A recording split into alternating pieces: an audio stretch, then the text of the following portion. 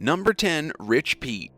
In 2019, 54-year-old businessman Peter Morgan, who owned a castle, a windmill, an army tank, and kept an AK-47 in his office, was found guilty of killing his favorite escort, 25-year-old Georgina Simons, who called him Rich Pete.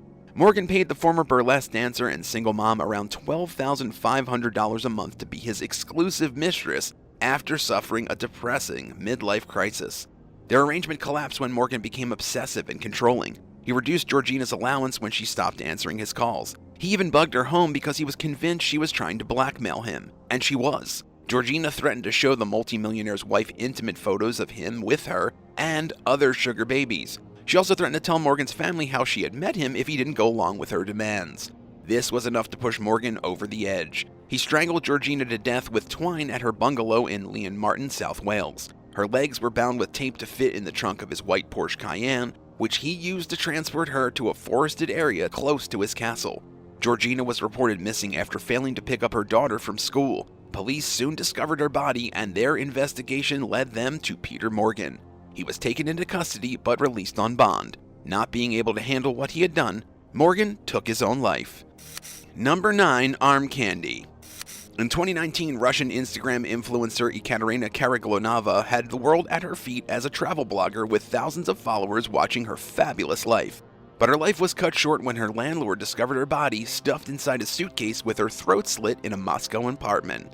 The 24-year-old social media star had recently graduated as a doctor and was juggling her studies around her many extravagant vacations. And who was supporting this lifestyle? Her sugar daddy, of course. 33-year-old Maxim Garayev had been giving Ekaterina money for years in return for being his arm candy. But when Ekaterina wanted to call off their arrangement, Maxim wasn't happy. Maxim went to her apartment to try and change her mind. She told him no again and said it didn't matter how much money he threw at her, she was over the situation. She also told him he was bad in bed, which infuriated him, and Maxim lost control. He stabbed her in the neck and stripped her naked before folding her body into a small enough shape to cram into a suitcase. Upon investigation, security footage showed Russian police that Maxim entered Ekaterina's apartment with a suitcase and left without one. When questioned, Maxim, who was full of guilt, confessed to the murder. He is currently serving a 9-year prison sentence. Number 8. Sugar Mule. Melina Roberge, a young Canadian model, became obsessed with her image at a young age. She figured the best way to appear like she was living her best life on social media was to get a sugar daddy to pay for her life of luxury. She met a mysterious older man in a Montreal restaurant in early 2015 and became swept up in a world of late-night partying and expensive dinners. In May 2016, the mystery man who ran, quote, a successful online business venture offered her an all-expenses-paid trip to Morocco and told her she could earn a lot of money as an escort. In an interview with the Sydney Morning Herald, Melina said, "I met a lot of people whom I understood to be friends and associates of my sugar daddy, but they discussed an option of making money on a cruise ship by playing some role in a drug importation. I was not interested and told them," she said, so Melina returned to her day job. Not long after returning to a normal life, her sugar daddy came to her with a watered-down proposal for her to join others on a luxury cruise around the world on which several $1 million worth of cocaine would be shipped. He told her that she wouldn't have to do anything but enjoy herself. It was an offer she couldn't resist, traveling to exotic destinations and taking pictures of her followers online. But nothing turned out the way she wanted it to. Australian authorities caught up with the ship, which was docked in Sydney in August 2016, and found the drugs. 24-year-old Melina Roberge was arrested, and she pleaded guilty for importing nearly 66 pounds, or just about 30 kilograms of cocaine, worth up to $21.5 million, the largest drug shipment ever found on a cruise liner to Australia. She was sentenced to 8 years in prison. Number 7. Psychotic Breakdown. In 2012, a Manhattan jury found Renato Seabra, a 23-year-old Portuguese former model, guilty of second-degree murder after he brutally killed and castrated his sugar daddy and lover, 65-year-old Portuguese journalist Carlos Castro. Castro met Renato when the then-aspiring model competed on a Portuguese reality show. Castro showered his boy toy with money and gifts and helped him advance his modeling career with trips to New York and London. But while the two were staying in Manhattan's Intercontinental Hotel together, Castro saw Renato flirting with women. According to trial testimony, he confronted the younger man, broke off the relationship, and made arrangements to cut their trip short. Renato screamed at Castro in the lobby, quote, "I'm not gay anymore," before the two went into their room to continue their argument. The defense claims Renato had a psychotic breakdown. Dr. Jeffrey Singer testified in court that it was insanity that led Renato to beat Carlos with a computer screen and stomp him to death before cutting off his testicles with a corkscrew and wearing them as a bracelet. In court, Renato proved he was crazy by saying, "He was still breathing in a very heavy way. I was thinking he was the devil. How could he still be breathing? I was afraid he was going to wake up and kill me, so I had to continue to beat him." Renato later told doctors, "The power of the monster was in his balls. If I cut these, he will lose all the power." After Castro stopped moving and making any more noises, Renato told paramedics that he heard voices reassuring him that everything would be alright, didn't have to call 911. Renato Seabra now faces a minimum of 15 years in prison for second-degree murder. Number 6 Call Girl Killer. In 2013, 27-year-old Alex Tishelman was working as a top-dollar escort and fetish model. She met Timothy Hayes, a wealthy Google executive and married father of 5, on a sugar daddy website called Seeking Arrangements. The two had an ongoing sexual relationship in exchange for money. Their relationship had also included mutual drug use. On the morning of November 23, 2013, Hayes was found dead aboard his 50-foot, or just about 15-meter private yacht in the Santa Cruz harbor. Alex had accompanied Hayes that morning for a fun day on the water, but the boat never left the harbor. Surveillance footage from the dock showed Hayes kissing Alex right before she injected him with a lethal dose of heroin. Hayes suffered an overdose from the substance, and as he began to die, Alex sipped her wine, gathered her belongings, and walked away. She never called 911. Santa Cruz police arrested Alex early on July 4th on charges of murder, prostitution, and destroying evidence. Her bail was set at $1.5 million. Why do you think Alex decided to murder her sugar daddy? Let us know what you think in the comments below, and don't forget to subscribe. Number 5 Burning the Evidence. On June 28, 2019, the remains of 23-year-old Mackenzie Luke were discovered in the backyard of Ayula Ajayi. Police in Utah have charged 31-year-old former U.S. Army IT specialist Ajayi with murder and burning the woman's body after DNA evidence revealed that the corpse belonged to the missing college senior. Mackenzie, a nursing student at the University of Utah, went missing on June 17th and is thought to have sent her last text messages to Ajayi. She was last spotted arriving at Salt Lake City International Airport when she boarded a cab to meet a man at a park around 2 a.m. On June 18th and 19th, Ajayi's neighbors smelled gasoline and witnessed him burning something in his yard. They called police, who got a search warrant that resulted in the discovery of a freshly dug area on his property, which is the same spot where he was reported burning something. A forensic examination of the burn location was done, which resulted in the discovery of various charred artifacts consistent with Mackenzie's personal possessions. Other burnt debris was discovered, which has now been forensically determined to be female human tissue, Mackenzie's tissue.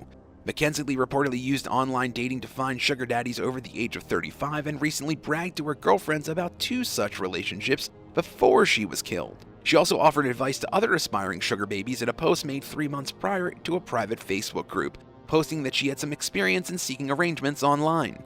Ajayi was detained after the SWAT team raided on his apartment complex on charges of aggravated murder, aggravated kidnapping, desecration of a body, and obstruction of justice. Number 4 Fake Ads. 19-year-old Christina Picotto answered an online ad for a governess with a model appearance, which authorities suspect is used by males looking for hookups. Christina is reported to have posted explicit images of herself on a website where women can meet sugar daddies. On December 21, 2017, Christina allegedly responded to an ad posted by guys seeking sexual services and went alone to an interview at a residence outside of town. When she did not return home from university that day, her father reported her missing. A large police and volunteer search was launched, and her body was discovered 2 days later near Siberia's largest city. Investigators determined the possibility that the men planned to exploit her in an erotic photo shoot. Her naked body was wrapped in cling film and placed into a zip-up bag, which was found on snow-covered land near a reservoir on the River Ob near Novosibirsk. Police said she was sexually assaulted, and they have arrested 2 men, both 28 years old, on suspicion of her murder. One of the 2 culprits had even been suspected in a different sexual assault case the previous year, but that case had been closed without conviction. Christina is believed to have recently fought with her father, who told her she should be more modest. On the day she vanished, her phone was turned on until about 8 p.m., but she didn't answer it. In light of the incident, authorities warned young ladies to be wary of ads for cleaning or domestic help that are actually placed by guys looking for sex. Christina's death sparked a massive outpouring of grief on social media.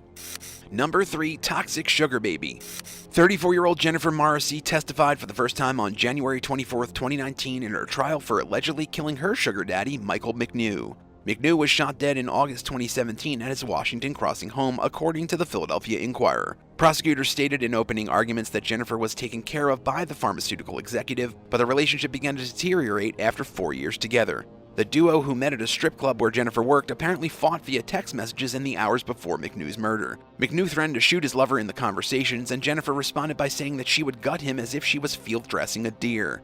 According to the prosecution, she shot McNew between the eyes before fleeing the house, only to return hours later to stage the crime scene as a robbery. The defense, on the other hand, claims the shot was accidental because the two wrestled over the handgun when Jennifer returned to pick up some of her belongings. Jennifer's lawyer claims she went into panic mode after the shooting because she didn't feel authorities would believe her version of events. Jennifer has been charged with murder, burglary, possession of criminal instruments, and tampering with or falsifying physical evidence. Number 2, take the money and run. In June 2021, police in Lagos, Nigeria arrested a female college student for murdering a wealthy media executive. 21-year-old Chidinma Aduara Ojukwu met 50-year-old Michael Usifu Ataga on her sugar daddy website. Over a 4-month span, the two engaged in sexual acts and Michael gave her money. They also regularly drank alcohol and used drugs together. Super TV CEO Michael was found dead inside an Airbnb. On the night of his death, Chidinma and her sugar daddy were high on drugs when she fatally stabbed him over a misunderstanding.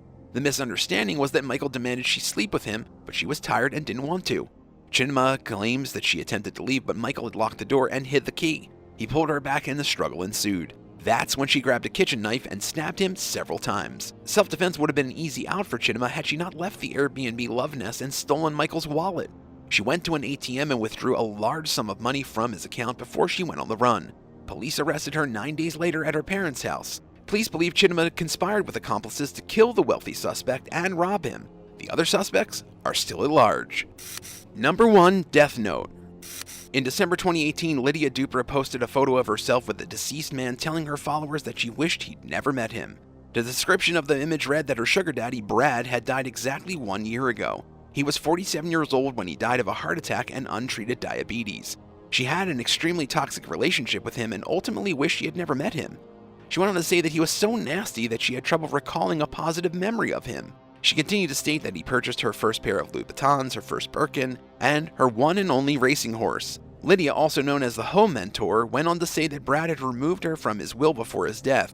She added in a post that she still doesn't forgive him for pulling her out of the will. She then confessed that she had been living a double life this whole time with the person he had believed was her gay bodyguard, and that she is also an author and serial entrepreneur. She concluded by asking him to call it a draw and stop haunting her.